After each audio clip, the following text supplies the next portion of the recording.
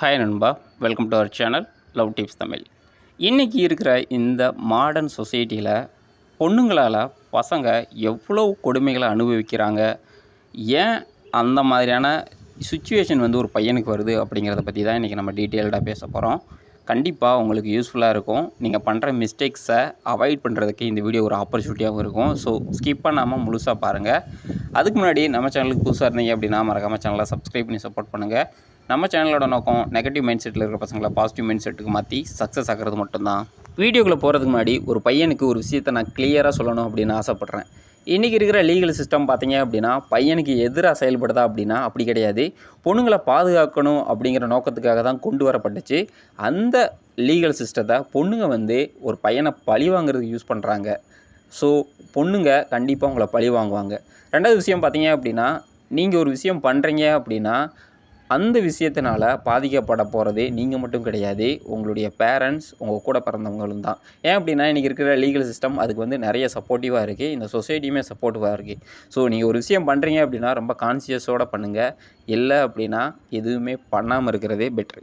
முதல் முக்கியமான விஷயம் என்ன அப்படின்னா, ஒரு ஸ்ட்ராங்கான மென் ஒரு பொண்ணை லீட் பண்ணி அந்த லைஃப்பை ஹாப்பியாக எடுத்துகிட்டு போவான். ஆனால் ஒரு வீக்கான மென் அந்த பொண்ணால் தொடர்ந்து டார்ச்சரை மட்டும்தான் அனுபவிக்க முடியும். காரணம் என்ன அப்படின்னா, சிம்ப் ஆட்டிடியூட் தான், வேறு ஒன்றும் கிடையாது. என் பொண்டாட்டி சொன்னால் எல்லாமே கரெக்டாக இருக்கும், நான் ஏதாவது கேட்டேன் அப்படின்னா என் பொண்டாட்டி என்னை விட்டுட்டு போயிடுவா, இல்லை நைட்டு என்னை கூட படுக்க மாட்டா, இந்த மாதிரியான கேவலமான ஆட்டிடியூட் தான். ஃபஸ்ட்டு இதை இன்றைக்கே ஸ்டாப் பண்ணுங்கள். ரெண்டாவது, இன்றைக்கி இருக்கிற சொசைட்டியுமே பார்த்தீங்க அப்படின்னா பையனை எந்த அளவுக்கு வீக்காக மாற்ற முடியுமோ அதுக்கு தான் ட்ரை பண்ணிக்கிட்டு இருக்கு. பப்ளிக் டொமைனில் நிறைய பேர் சொல்லிக்கிட்டு இருப்பானுங்க, பொண்டாட்டி பேச்சை கேட்டால் மட்டும்தான் நீங்கள் ஜெயிக்க முடியும், பொண்டாட்டி பேச்சை கேட்டால் மட்டும்தான் உங்கள் லைஃப் ஹாப்பியாக இருக்கும், நான் பொண்டாட்டி தாசனாக இருக்கிறதுல பெருமைப்படுறேன் அப்படின்னு. இப்படி சொல்கிறவனுங்கிட்டலேருந்து நீங்கள் கொஞ்சம் தூரமாகவே இருக்கணும். காரணம் என்ன அப்படின்னா, அவனுங்க பப்ளிக்காக ஃபேமஸ் ஆகிறதுக்காக சொல்லிவிட்டு அவனுடைய லைஃப்பை நல்லா தான் எடுத்துகிட்டு போய்கிட்டு இருப்பானுங்க. ஸோ அதில் இன்ஃப்ளூயன்ஸ் ஆகுறீங்க அப்படின்னா உங்களை விட முட்டாள் எவனும் இருக்க முடியாது. ஸோ ஒரு ஸ்ட்ராங்கான மென்னாக இருந்து அந்த பொண்ணுக்கும் ஈக்குவலான ஒரு ஆப்பர்ச்சுனிட்டியை கொடுங்க. ஆனால் நீங்கள் வீக்காக மாறணும் அப்படின்னு ஆசைப்படாதீங்க. நம்பர் 2, ஒரு பையனுக்கு முக்கியமான குவாலிட்டி என்ன அப்படின்னா, பணம் சம்பாதிக்க தெரிஞ்சிருக்கணும். அப்படி இருந்தால் மட்டும்தான் அவனை நம்பி வர அந்த பொண்ணை நீங்கள் ப்ரொடெக்டிவாகவும் சேஃபாகவும் பார்த்துக்க முடியும். ஆனால் நீ சம்பாதிக்கிற பணம் உனக்கு யூஸ் ஆகலை அப்படின்னா சம்பாதிக்கணும் அப்படிங்கிற எந்த அவசியம் மயிரும் கிடையாது. நிறைய பேர் பார்த்தீங்க அப்படின்னா இன்றைக்கி ஃபேமிலியில் ஒரு ஏடிஎம் மிஷினாக தான் ஆக்ட் ஆகிட்டு இருக்கானுங்க. அதுக்கு முக்கியமான காரணம் என்ன அப்படின்னா, அதாவது வீக்னஸ். எங்கே நம்மளுடைய ஃபேமிலி இல்லை நம்மளை பற்றி இந்த வெளி உலகம் தப்பாக பேசுமோ அப்படின்னு எவ்வளோ நாளைக்கு அப்படி இருப்பீங்க. கடைசியில் ஒரு நாள் ஏன் சம்பாதிக்கிறோம், எதுக்கு சம்பாதிக்கிறோம், யாருக்காக சம்பாதிக்கிறோம் அப்படிங்கிற ஒரு ஒரு கொஸ்டின் வரும்பொழுதே உன்னுடைய லைஃபே உனக்கு வெறுத்து போயிடும். அதுக்கப்புறம் உன்னால் சஸ்டெயின் பண்ண முடியாது.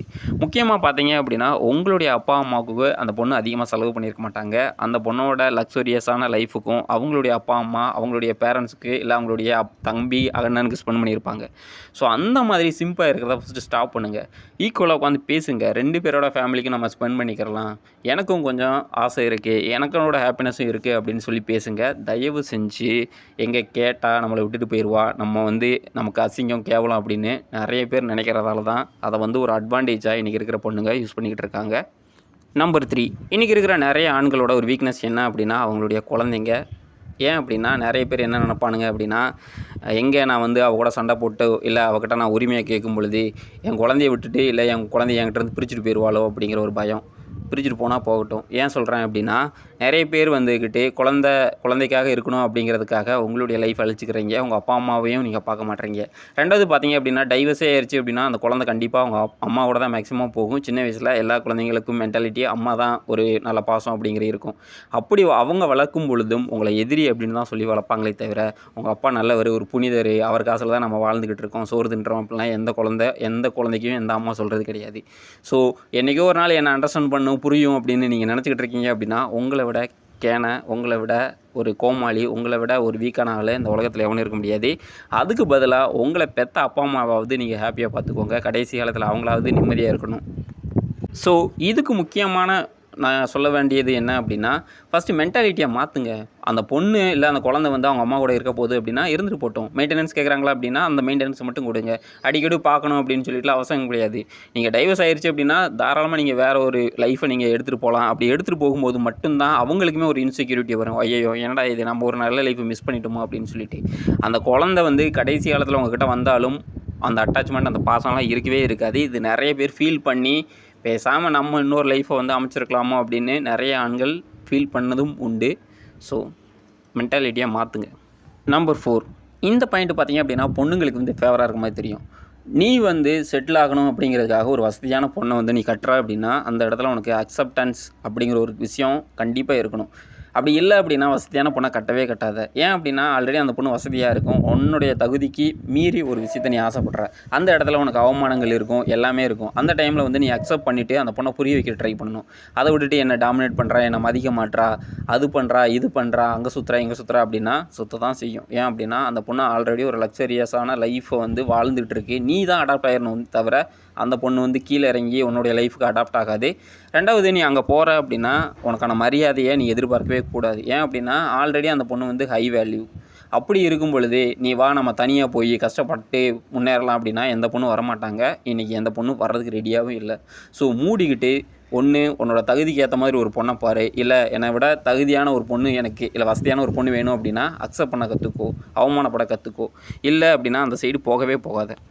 இந்த விஷயத்தில் பார்த்தீங்க அப்படின்னா என்னோட சப்போர்ட் பார்த்தீங்க அப்படின்னா பொண்ணுங்களுக்கு தான். அந்த பொண்ணு ஆல்ரெடி லக்ஸரியஸாக ஒரு லைஃப் இருக்குது. ஸோ நீ தான் அடாப்ட் ஆக போகிற. அப்படி இல்லை அப்படின்னா உன்னுடைய லைஃபுக்கு உன்னோட தகுதிக்கு ஏற்ற ஒரு லைஃப்பை அமைச்சிக்கோ.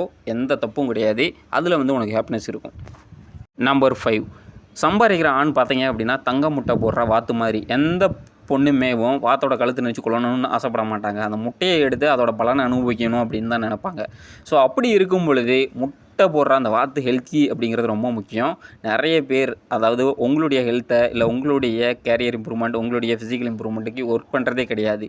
எப்போ பாரு எப்படியாவது ஈவினிங் முட்டை போட்டுறணும் அப்படின்னு தான் முயற்சி பண்ணுறீங்களே தவிர நம்ம ஹெல்த்தியாக இருக்கணும்னு நினைக்கிறது கிடையாது. ஸோ இந்த ஒரு ரீசனுக்காகவே நிறைய பொண்ணுங்க சீட் பண்ணுவாங்க. நிறைய பேர் பார்த்தீங்க அப்படின்னா ஃபிசிக்கலாக அவங்களால அந்த பொண்ணு கூட இன்ட்ராக்ட் பண்ண முடியல அப்படின்னா கண்டிப்பாக அந்த பொண்ணு வந்து அவனை மதிக்கவே மாட்டா. ஸோ முடிஞ்ச அளவுக்கு குடும்பத்தை பாதுகாக்கணும் அப்படிங்கிற ஒரு தாட் ஒரு சைடு இருந்தாலும் உங்களையும் நீங்கள் பாதுகாத்துக்கணும் அப்படிங்கிற தாட் உங்களுக்கு இருக்கணும். அப்படி இல்லை அப்படின்னா நீங்கள் நிறைய இஷ்யூவை ஃபேஸ் பண்ணுவீங்க. ஏன் அப்படின்னா நிறைய ஆண்கள் இன்றைக்கி ஏடிஎம் மிஷினாக மட்டும் ஆக்ட் ஆகிறதுக்கு முக்கியமான காரணம் உங்களுடைய ஃபிசிக்கலை நீங்கள் ப்ராப்பராக மெயின்டைன் பண்ணுறது கிடையாது. எப்போ பாரு சம்பாதிக்கணும், குழந்தைய பாதுகாக்கணும், குட்டியை பாதுகாக்கணும், பொண்டாட்டியை பாதுகாக்கணும். அவங்க ஃபஸ்ட்டு உங்களை கேர் பண்ணுறாங்களா அப்படிங்கிறத ஃபஸ்ட்டு மைண்டில் வச்சுக்கோங்க. உங்களுக்கே ஃபீல் ஆகும் நம்மளுடைய ஃபேமிலியில் நம்மளை கேர் பண்ணுறாங்களா இல்லையா அப்படின்னு. அப்படி கேர் பண்ணல அப்படின்னா நீங்கள் கொஞ்சம் அமௌண்ட்டை மணியை எடுத்து உங்களுக்கு நீங்கள் இன்வெஸ்ட் பண்ணும்பொழுது ஆட்டோமேட்டிக்காக அவங்களுடைய அட்ராக்ஷன் உங்கள்கிட்ட வரும். ஏன்னா இது 100 ரூபா கொடுத்துருந்தவன் இன்றைக்கி 50 ரூபா தான் கொடுக்குறான், எங்கே அந்த மிச்சம் 50 ரூபா இன்வெஸ்ட் பண்ணுறான் அப்படிங்கிறது அவங்களுக்கு தெரிய வரும். அந்த இடத்துல நீங்கள் போய் இந்த மாதிரி உங்களுடைய ஃபிசிக்கலுக்கோ உங்களுடைய இம்ப்ரூவ்மெண்ட்டுக்கோ பண்ணும்பொழுது ஆட்டோமேட்டிக்காக அவங்களையும் உங்களை பார்க்க ஆரம்பிப்பாங்க. ஃபைனலாக நான் என்ன சொல்ல வரேன் அப்படின்னா ஒரு பொண்ணை துன்புறுத்துங்க அப்படின்னு சொல்லலை. 2 பேரும் உட்காந்து பேசுங்க. உங்களுடைய ஃபைனான்ஷியல் என்ன பிரச்சனை, என்ன லோன் எங்கே இருக்குது, என்ன பண்ணலாம் அப்படின்னு சொல்லிட்டு பேசுங்க. ஆனால் நிறைய ஆண்கள் கல்யாணம் பண்ண ஆரம்ப காலகட்டத்தில் டாமினேட் பண்ணுவானுங்க. அடுத்த 10 இயர்ஸ்க்கு அப்புறம் அந்த பொண்ணோட கை ஓங்க ஆரம்பிச்சிருச்சு அப்படின்னா உங்களை ஒரு ஆம்பளையாகவே மதிக்காது. இதுதான் நிறைய ரிலேஷன்ஷிப்பில் நடந்துகிட்டு இருக்கு. அதுக்கு பதிலாக ஆரம்பத்திலேருந்தே நீங்கள் மியூச்சுவலாக போயிருந்தீங்க அப்படின்னா ரொம்ப நல்லா தான் இருக்கும் அந்த ரிலேஷன்ஷிப்பு. முக்கியமாக தேர்ட் பர்சனை என்டர் பண்ண விடாதீங்க. இன்றைக்கி நிறைய ரிலேஷன்ஷிப், நிறைய மேரேஜ் வந்து டைவர்ஸுக்கு போகிறதுக்கு காரணம் அந்த பொண்ணோட அம்மா அப்படிங்கிற ஒரு சர்வேவே சொல்லுது. ஏன் அப்படின்னா அந்த பொண்ணோட அம்மா எந்த அளவுக்கு மிஸ்கைட் பண்ண முடியுமோ அந்த அளவுக்கு மிஸ்கைட் பண்ணி அந்த பொண்ணோட லைஃபையே அழிச்சிடுறாங்க. ஆனால் நிறைய பேர் இதை லேட்டராக தான் ரியலைஸ் பண்ணிக்கிட்டு இருக்காங்க. புருஷன் பார்த்தீங்க அப்படின்னா இன்னொரு மேரேஜ் பண்ணிக்கிட்டான் அப்படின்னா கண்டிப்பாக அந்த பொண்ணுக்கு வந்து இன்செக்யூர் ஃபீல் உருவாகுது அப்படிங்கிறதும் ஒரு சர்வேல சொல்லுது. ஏன் அப்படின்னா அவன் வந்து ஒரு நல்ல லைஃப்பில் இருந்துருவான். இந்த பொண்ணு பார்த்தீங்க அப்படின்னா ஒரு 5 இயர்ஸ் 10 இயர்ஸ்க்கு அப்புறம் யோசிக்க ஆரம்பிக்கும், ஐயோ அப்படின்னு சொல்லிட்டு. ஸோ நான் என் பிள்ளைய வந்து பெரிய ஆளாக போகிறேன் அப்படின்னு சொல்லிட்டு உங்களுடைய லைஃப்லாம் பார்க்காம இருக்காதீங்க. உங்களுடைய லைஃப்பையும் பாருங்கள், எந்த மிஸ்டேக்கும் கிடையாது. 2வது பார்த்தீங்க அப்படின்னா ஃபஸ்ட்டு மென்டாலிட்டியை சேஞ்ச் பண்ணுங்கள். ஒரு ஆண் தான் பெருசு அப்படின்னு, நீ வீட்டுக்குள்ளே தான் பெருசு அப்படின்னு நினச்சிக்கிட்டு இருப்ப. சொசைட்டியே உனக்கு எதிராக வேலை பார்த்துக்கிட்டு இருக்கு. ஸோ நீ பெரிய ஆளும் கிடையாது, ஒரும் கிடையாது. நியூட்ரலாக இருக்க ட்ரை பண்ணு. உன்னுடைய தகுதிக்கு என்ன பொண்ணு ஒரு செட் ஆகுமோ அதை அட்ஜஸ்ட் பண்ணிக்கோ. அப்படி இல்லை அப்படின்னா தகுதியை மீறி ஒரு விஷயத்தை ஆசைப்படுற அப்படின்னா அங்கே போய் அங்கே இருக்கிற அவமானங்கள், அக்செப்டன்ஸ் எல்லாமே உனக்கு வரணும். இல்லை அப்படின்னா அந்த இடத்துல உனக்கு அன்ஹாப்பி மட்டும்தான் மிஞ்சும். ஒரு பையனாக பிறந்தது தப்பா ப்ரோ அப்படின்னா கண்டிப்பாக தப்பு தான். நீ பையனாக பிறந்தது தப்பு கிடையாது, வீக்காக இருக்கிறதான் தப்பு. ஸோ உன்னை இம்ப்ரூவ் பண்ணுறதுக்கு என்னென்ன ஸ்டெப்ஸ் இருக்கோ அதெல்லாம் நீ நோக்கி உன்னை இம்ப்ரூவ் பண்ணிக்கோ. கண்டிப்பாக ஒரு ஹை வேல்யூவாக இருக்கிற ஒரு பையனை வந்து ஒரு பொண்ணு விட்டுட்டு போகணும் அப்படின்லாம் நினைக்க மாட்டாங்க. அதையும் தாண்டி ஒரு பொண்ணை எப்படி அப்ரோச் பண்ணணும், எப்படி வந்து அந்த பொண்ணை வந்து என்ன சொல்கிறது, உன் கூடயே வச்சுக்கணும் அப்படிங்கிற அந்த டெக்னிக் தெரிஞ்சிருக்கணும். நிறைய பேர் வந்து ரொம்ப டாமினண்ட்டாக இல்லை ஒரு அரகண்ட்டாக அப்ரோச் பண்ணுறீங்க அப்படின்னா பொண்ணுங்களுக்கு பிடிக்கவே பிடிக்காது. சும்மா வீடியோவில் வேணால் சொல்லிவிட்டு ஆமாசம் கிறுக்குத்தனமாக போயிடுவானுங்க. பொண்ணுங்கள்லாம் கைண்டாக ஒரு ரொம்ப சென்சிட்டிவாக நீங்கள் அப்ரோச் பண்ணுறீங்க அப்படின்னா கண்டிப்பாக பொண்ணுங்க நீங்கள் சொல்கிறதெல்லாம் கேட்க தான் செய்வாங்க. அந்த அன்பு தான் முக்கியமே தவிர டாமினண்ட்டோ அரகண்ட்டோ பொண்ணுங்கக்கிட்ட ஒர்க் அவுட் ஆகாது.